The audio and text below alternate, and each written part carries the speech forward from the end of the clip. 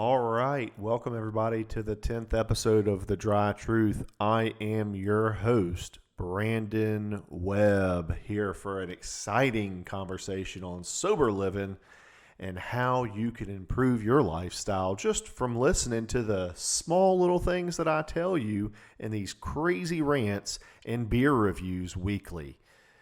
I don't claim to be an expert. I'm a self expert, maybe. I'm an expert on myself. I'm not an expert on you. But you can be your own expert by taking away some of the things that I rant and rave about in these webinars weekly.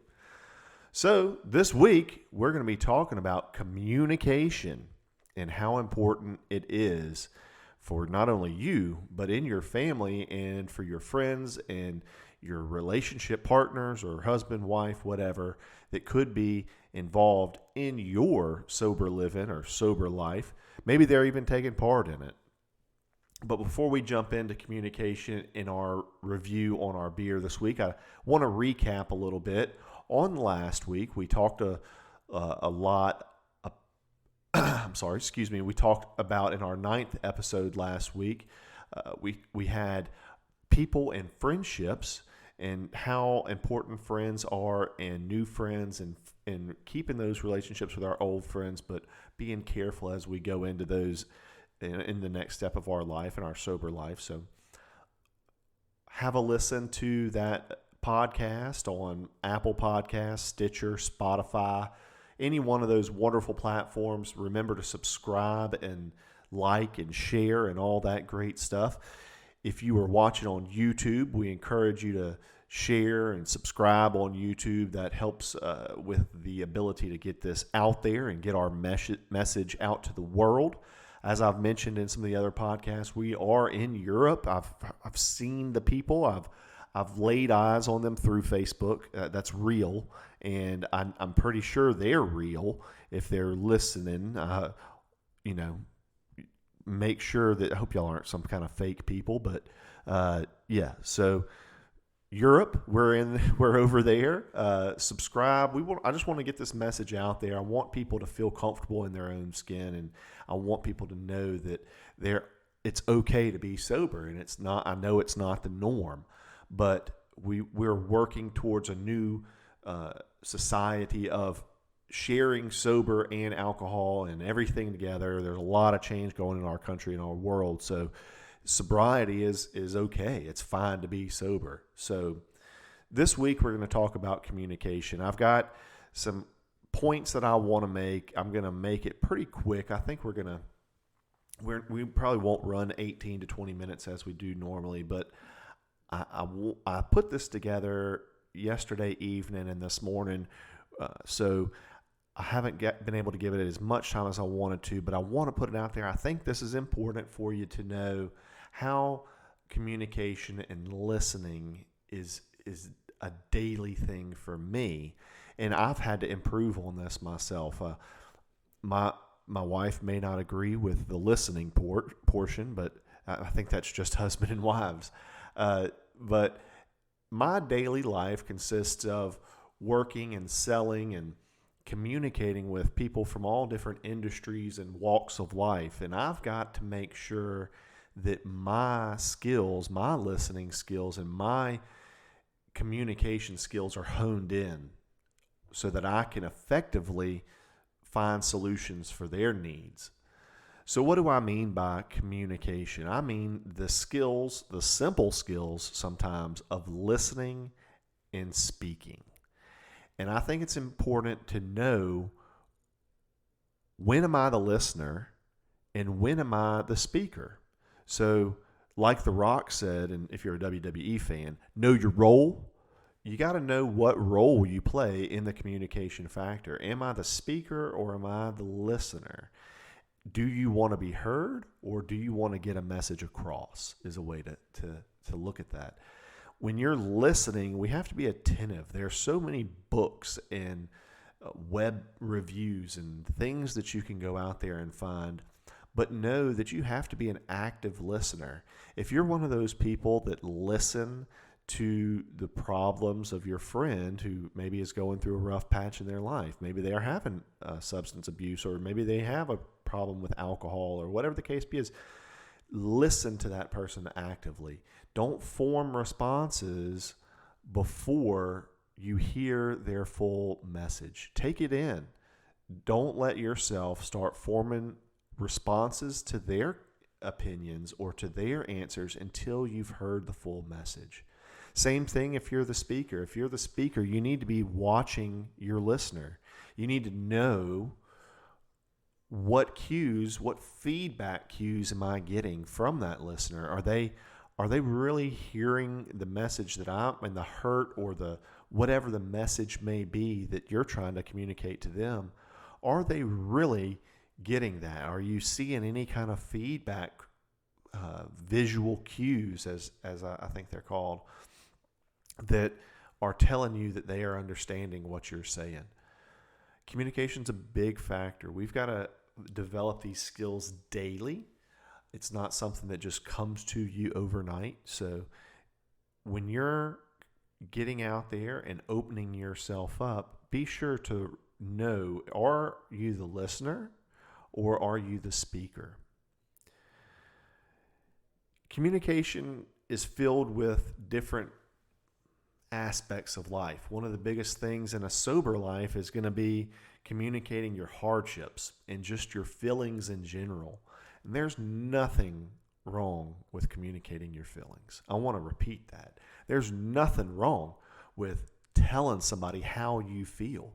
You don't always have to go into the deepest, darkest spots of your life, but getting that off your chest or talking to somebody about your emotions and your feelings is totally normal. In my opinion, it's one of the best things you can do to free your mind, free the pressure that's on your shoulders. Sometimes anxiety in life can build up because there's something in your system that you need to get out, and you need that person that you can confide in and talk to. So be on the lookout, as I mentioned in the last episode, for those family and friends or people in your life that you can communicate to. It's not always going to be a family member or a friend. It may be a counselor, maybe a therapist.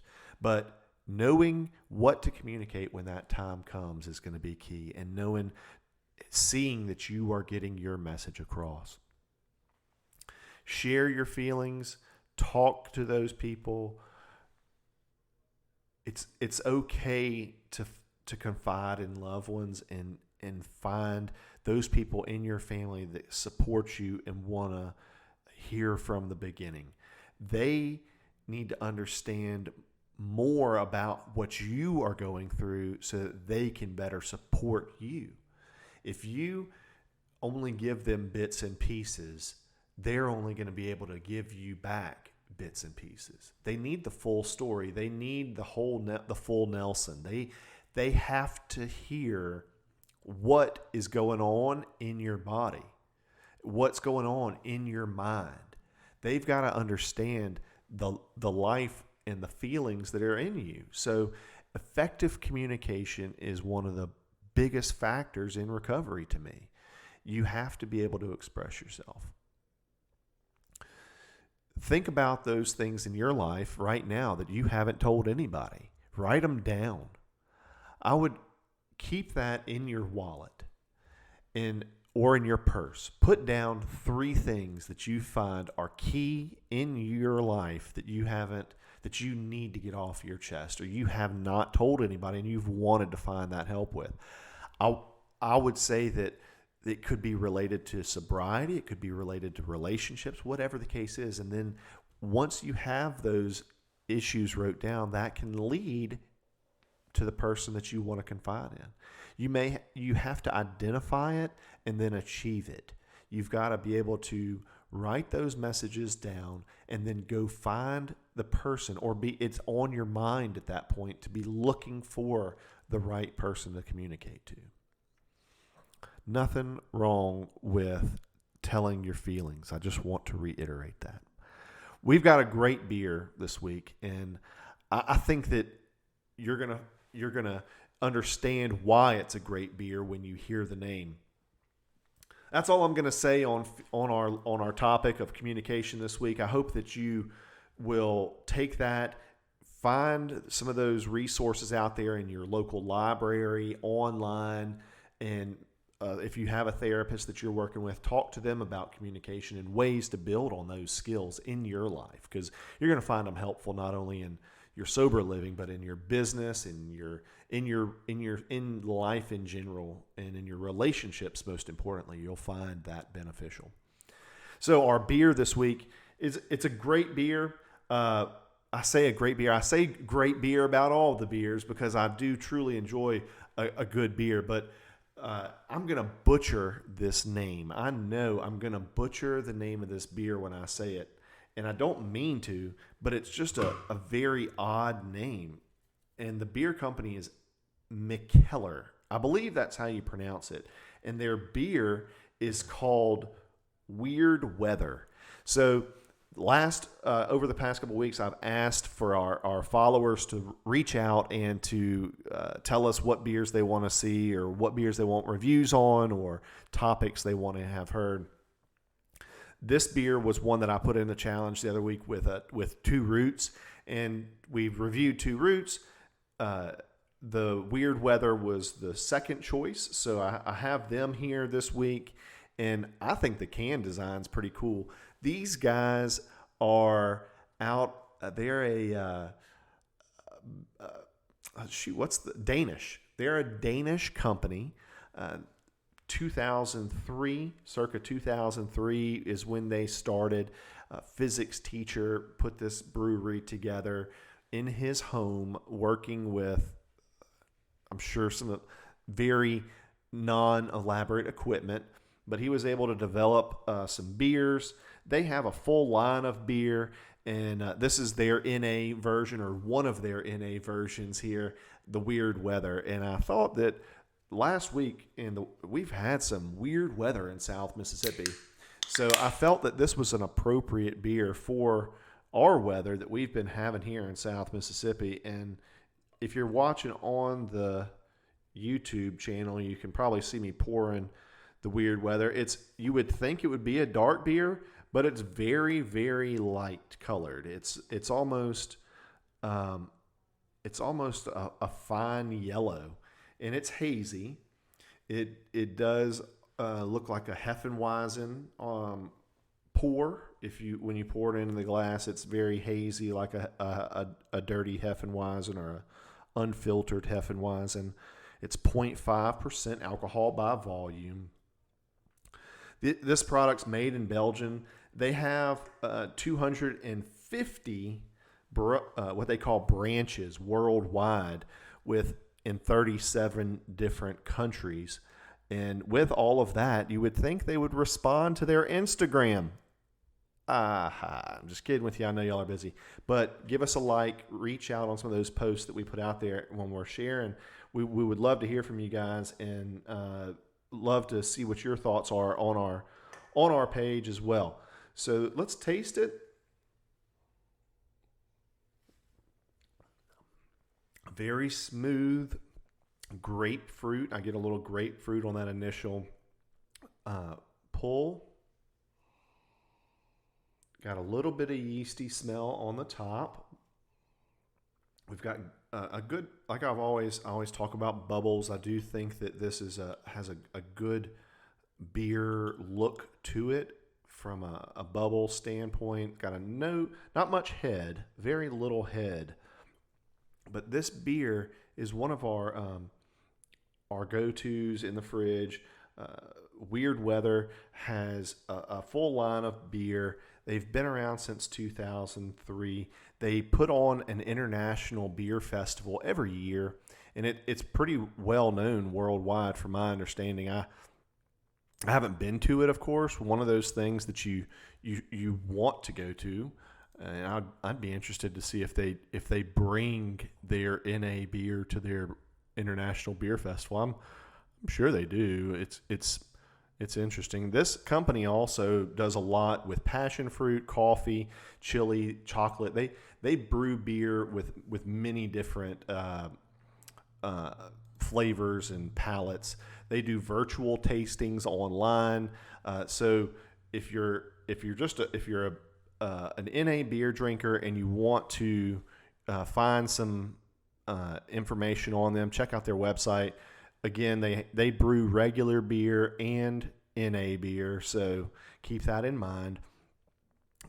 Please like us and share us on Facebook. Follow our Instagram. Follow our YouTube page. Subscribe to our podcast. I really appreciate all you guys are doing. We're going to continue reviewing beers week after week. I do have a second child coming, so if there's happens to go a week where we miss, just know that we're busy with that. But we do want to continue on with the dry truth. I sure do appreciate all you guys. Let me try this one more time, see what else we can pull off the flavor.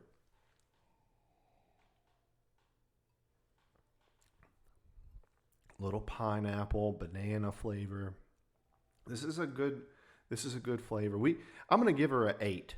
This isn't the greatest part about this one, and the reason I'm going to score it at an 8. I catch that yeast on the front, on the first part of the smell.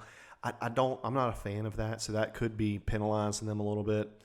One of my favorite things about the beer is that the after taste. There's not any aftertaste that I can really pick up on, and I'm gonna give them a couple extra points just for their can design. Look at that. That is a really cool can design. It's got 2 guys fighting with lightning bolts and the Grim Reaper in the background. I'm sure there's some kind of message there. If you guys want to reach out and maybe do a podcast and give us the explanation behind the can art, we'd be glad to have you on the show. So Mikeller Brewing out of Belgium, great brew. Thank you guys for listening this week.